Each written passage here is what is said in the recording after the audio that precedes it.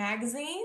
I am here with Mark from Paddock. Mark, can you go ahead and say hello to our audience and just give a little background, who you are, why you're on this show, Well, I don't know why I'm on this show, but anyway, my name is Mark Hines. I'm the Vice President of Sales and Marketing for Paddock Pool Equipment Company.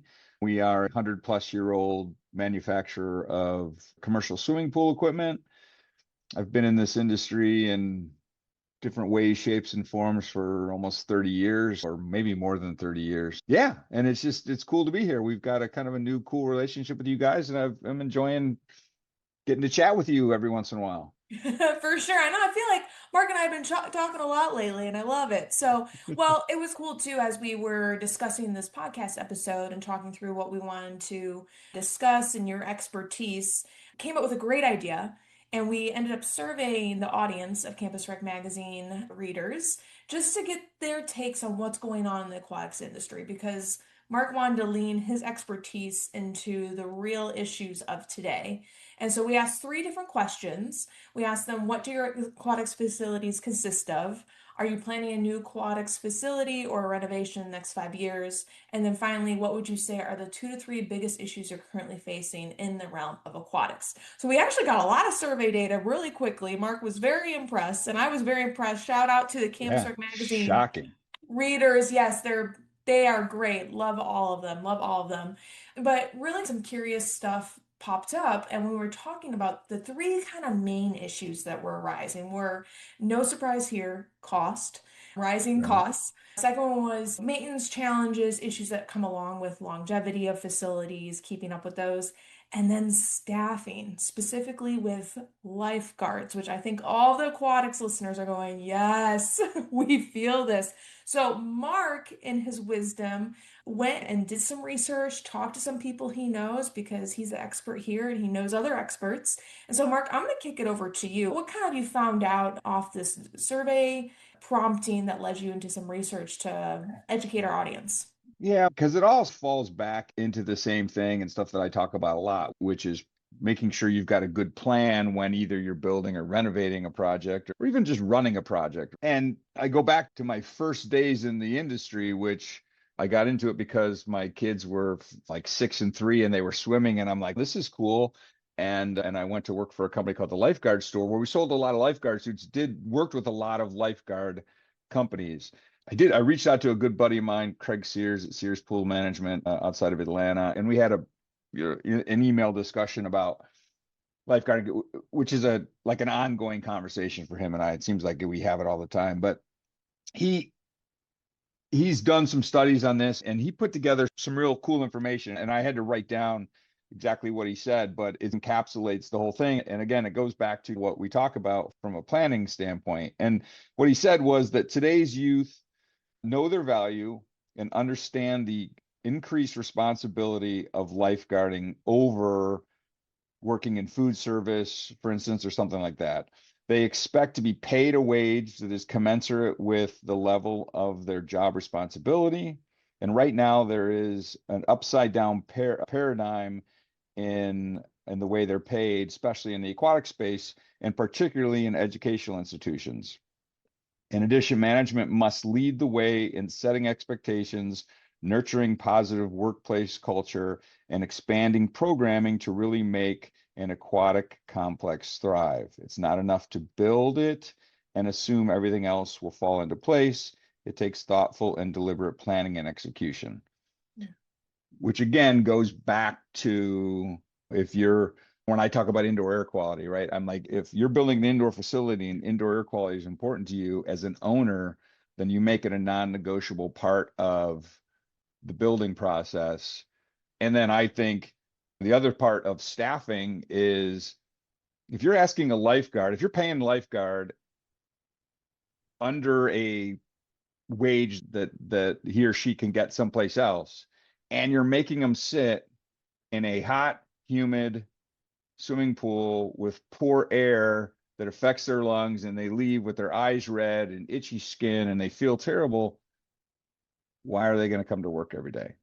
Yeah, I think that's some good thoughts too. So it goes even beyond just the wages of the staffing, but also the work environment. Because we think maybe a work environment like an office. Oh, it'd be nice to have some windows, it'd be nice to Sure. have a coffee maker, but there's other work environments like a pool that, as you mentioned, humid, if you leave and your eyes are red and you've been like sucking in horrible air all day, like that's a work environment thing that maybe you can look at and address. So I think that's a Correct. great thought, Mark.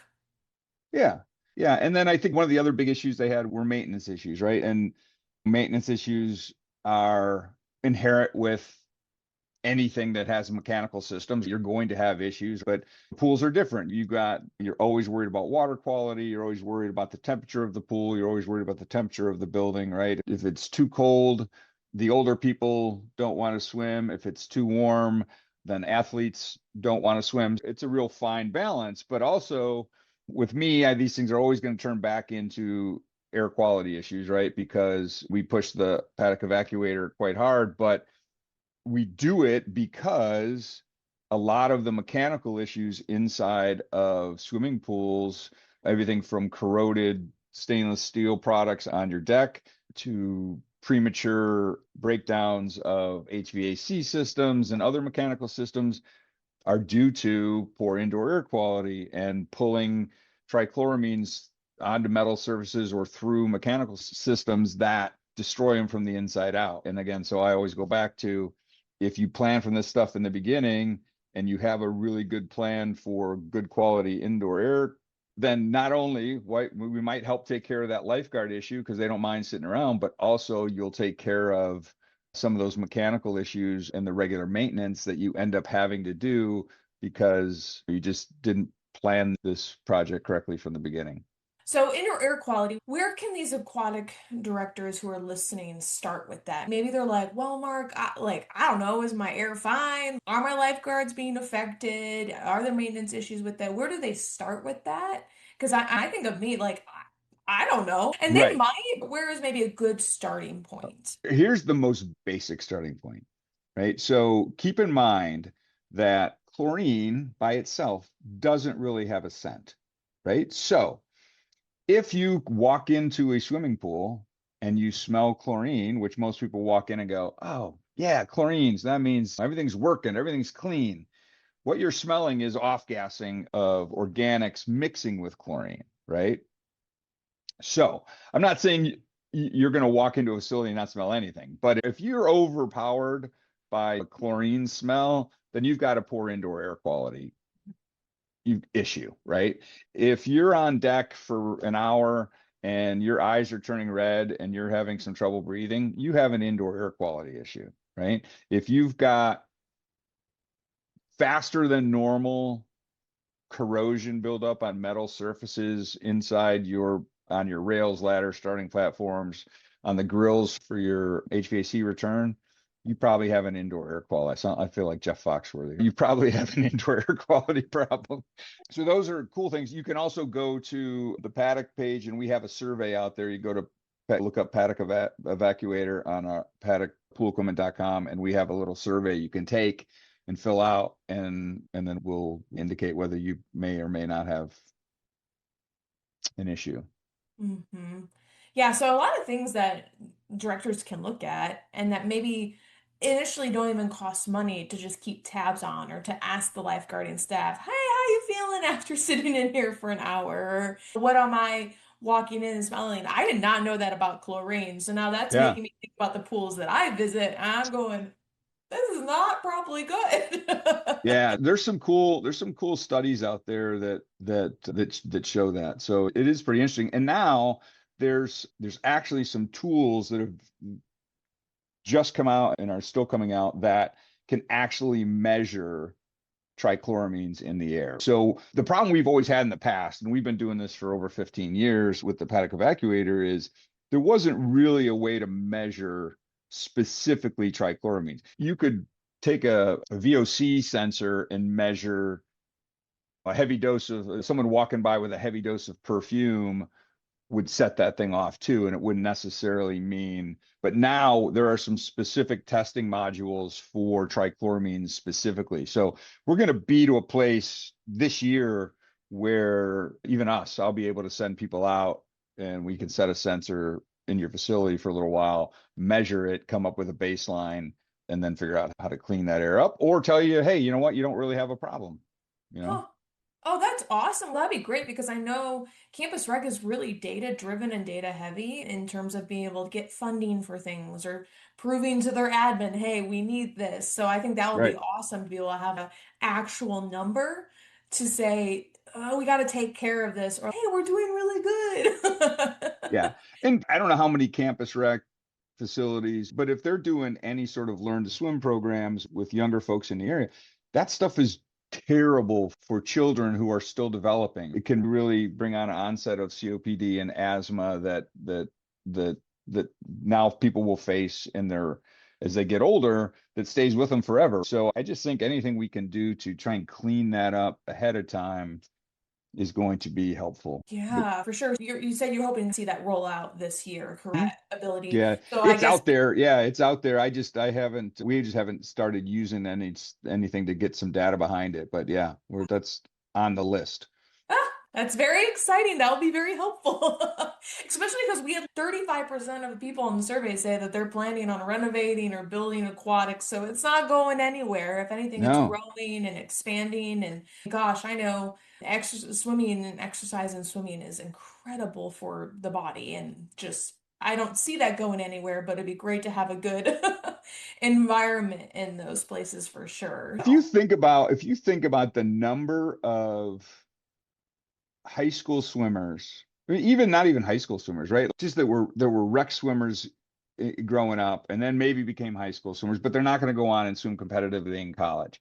But I could tell you, I had two kids that swam through college, right? And it does become part of who they are. And those are the kids that if you've got the right facility and it's worthwhile, you will get lap swimmers. There's plenty of kids who would love, like you said, it's really good for you, that would love to be able to get up and go swim every day. There's master's programs, right? You still have adults that swam as youth that still swim, right? So you got a bunch of professors on campus and stuff that would probably love to swim if the facility promotes and encourages it by not only just being a pool, but also just by being a place that you want to spend an hour or two in the morning.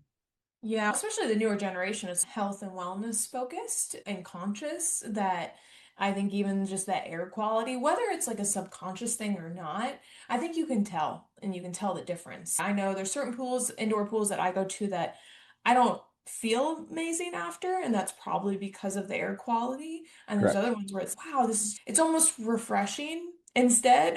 So I Right. think that really matters and I love it. This is maybe it seems on the outside like a small thing, but it's actually very large and it can be very impactful. And so it's definitely something that I think aquatics facility directors need to be focusing on, especially with all these issues Absolutely. that they brought up. Absolutely. Yeah, we did. It was I don't know, 4 or 5 years ago now, University of Tennessee, not their campus rec facility, but their competition facility. They were having an indoor air quality issue. So we went in and put in an evacuator in there before NCAA's. And I tell you, I was there for a practice where it was just University of Tennessee while we were there looking at it, and it was not good. And I'd been there a few times before, so the air quality was not good.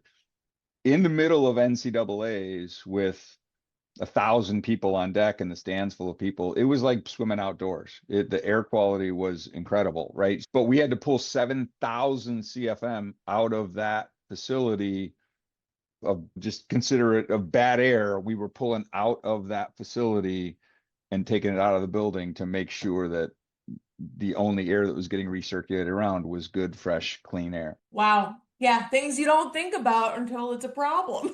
You're like, Yep. ooh, that's bad. Yeah, for sure. Mark, anything else to add today as we've been chatting? Anything that came to mind that you're like, oh, I really wanted to make sure I shared this on today's episode? Yes, and that will be probably 15 minutes after we hang up. I will remember that one thing that I definitely wanted to talk to you about. That's how it goes, isn't it? That's always how Right? it happens. You're like, oh Yeah. man.